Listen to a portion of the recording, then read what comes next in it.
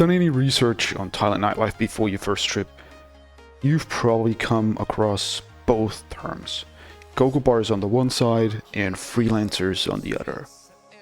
You know, people online, they argue about this stuff endlessly. You have YouTube videos dancing around the specifics, and most guys land in Bangkok or Pattaya without a clear picture of what either option actually involves, what it costs, or which one makes more sense for the kind of trip, the kind of experience you're trying to have. So let's cut through the noise and break it down properly. What a Gogo bar actually is. Well, a Gogo bar is a venue. You walk in, you sit down, you order a drink, and watch girls dance on a stage or platform. The atmosphere is loud, the lighting is dim, and the whole setup is designed to give you a good look at your options before you make any decisions. Now, some venues are more upscale, some are more basic, but the structure is roughly the same across the board. If you want to spend more time with a girl you've seen inside, and you want to take her out of that venue, you pay what's called a bar fine. This is a fee paid directly to the bar, not to the girl, to take her out of the venue for the night. You can think of this as the bar's compensation for losing a working girl for that specific time. After the bar fine is settled, you negotiate separately with the girl for her time or whatever you want to do.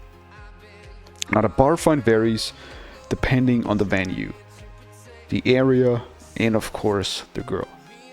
In Bangkok's more well-known spots, Nana Plaza, Soi Cowboy, expect to pay more than you would at a smaller bar off the main strips, off the main areas.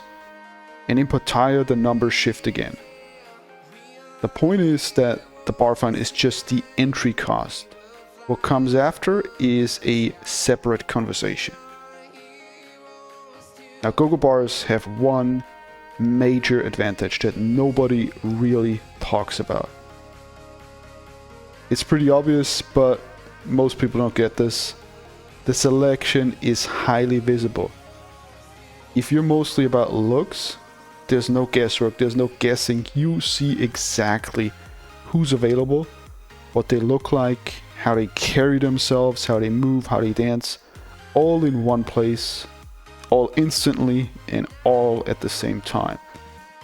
For a first-timer trying to navigate everything at once, that visibility, that sort of like even transparency, you could call it, is genuinely useful. You're not wandering around, hopping from bar to bar or just hoping to stumble into something good. The downside is costs. Between your drinks, the bar fine, and the girl's fee, a single night through a Gogo bar is significantly more expensive than the alternative. And if you're in Thailand for 2 weeks and you're doing this every night, those numbers add up in a way that will absolutely be visible on your bank statement when you get home. So let's talk about a freelancer. What is a freelancer compared to a Gogo bar? A freelancer is a girl who operates independently. There's no bar fine, there's no bar, there's no middleman. She works for herself, sets her own schedule, and negotiates directly with whoever she's interested in spending time with, for that night, for that day, for that week, whatever you set up, You will find freelancers at specific nightclubs across Bangkok, Pattaya, Phuket. These aren't the Gogo bar venues. These venues are just, regular clubs where there's a mix of people, music, and an atmosphere that feels less transactional on the surface.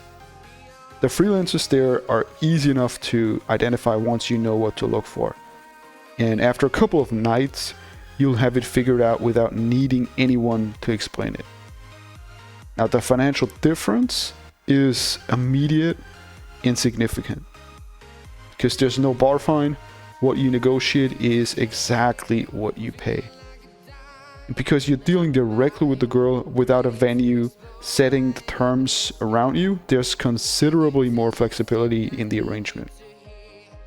Daily rates for extended time are negotiable in a way that's simply not possible in a bar context.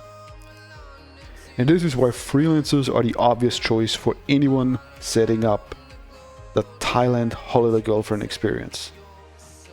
When you want a girl around, for 3 days or a week, the cost of paying a bar fine for every one of those days at a Gogo bar becomes genuinely absurd. The math simply doesn't work. With a freelancer, you agree on a daily rate, you pay for 1 day at a time, and the arrangement stays clean and manageable from start to finish. The trade-off is that the process of finding the right girl requires more effort up front. Because think about it, you're not sitting in a venue with 20 options visible all at once. You're in a club, you're just trying to read the room, having different conversations, and you have to use your own judgment. For guys who are comfortable with that, it's not a problem at all. For first-timers who are still orienting themselves, it can feel like more work than they expected. So let's do a cost breakdown side by side. Let's be specific, because vague comparisons I don't think are helpful to anyone. At a Gogo bar in Bangkok, for example, you're looking at a bar fine that typically starts at the low end, 600 to 800 baht at a standard venue, and it could climb to 1500 baht or more at higher end spots. Add the girl's fee on top of that, plus drinks, plus transport. A single night through this route in a decent venue can easily run you 4,000 to 6,000 baht before you've done anything beyond walk in and walk out. Now with a freelancer, the bar fine is 0. A short time rate negotiated directly is going to be lower than the equivalent at a bar, simply because there's no venue overhead built into that price. For a longer arrangement, overnight, multiple days, the rates drop further because she's off the market for an extended stretch, and both sides benefit essentially from the consistency. Over the course of a 2-week trip, a guy running purely through Gogo bars is spending dramatically more than someone who figures out the freelancer scene early on. Same experiences, same quality, completely different cost. The only thing the Gogo bar adds that a freelancer doesn't is the upfront visibility. And that's a benefit that matters a lot for especially the first few nights, but less so after that, after you've gained some experience and kind of scouted the scene. So the question is, which one should you actually use? And I would say the honest answer is that both have a place in a well-structured Thailand trip. Just at different points and for different purposes. Now, if you're brand new to Thailand Nightlife and you're still getting your bearings, I would say spending a night or two in the Gogo bar environment makes absolute sense.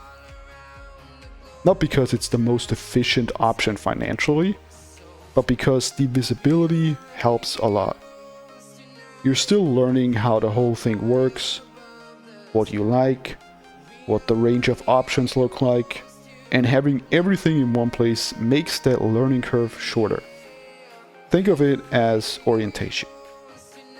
And once you're past that initial phase, once you've been out a few nights and you have a feel for how things work, the calculus shifts entirely.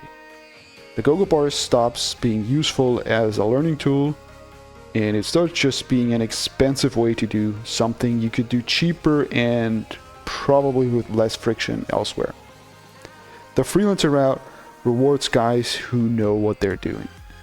Yes, it requires a bit more social comfort, a bit more patience in finding the right person, and the ability to read a situation without the training wheels that a structured venue like the Gogo bar provides. But the payoff is lower costs, more flexibility, and in general arrangements that are cleaner and easier to manage, especially if you want something that runs longer than a single night. Now, of course, there's also a middle path that not enough people talk about. Starting your night at a Gogo bar for the atmosphere, having a few drinks, getting into the right headspace, and then moving on to a club where the freelancer dynamic takes over. You get the energy of the Gogo bar environment without the full financial commitment, and you still end up in a position to make something happen on your own terms. So what's the bottom line? Well, Gogo bars are not a ripoff. They are a specific product with a specific cost structure. And if you understand what you're paying for, they can deliver exactly what they promise.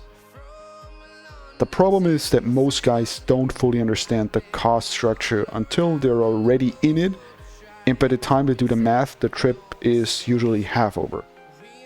Freelancers are more efficient across almost every dimension once you know what you're doing. Lower cost, more flexibility, better suited to extended arrangements, and available at venues that are genuinely fun to spend time in, regardless of what else happens at night. So I would say know the difference before you land. Use Gogo bars to orient yourself if you need to, and make the switch when you feel like you're ready. Your wallet and the overall experience, the overall quality of your Thailand trip will definitely reflect that decision clearly. I hope you found this video helpful. If you ever thought about going to Thailand but find the planning overwhelming, don't know where to get started, you can take that first step and join the Thailand Guide. This is where I personally help you plan your Thailand nightlife adventure. You get to watch over 60 in-depth videos, you get PDF guides as well as a Telegram community with other members for any questions before, during or after your trip. It's also frequently used for meetups, going out together, etc. You can find the Thailand Guide and everything else right here. Don't delay that first trip, you will regret it a year from now. Thanks for watching and see you next time.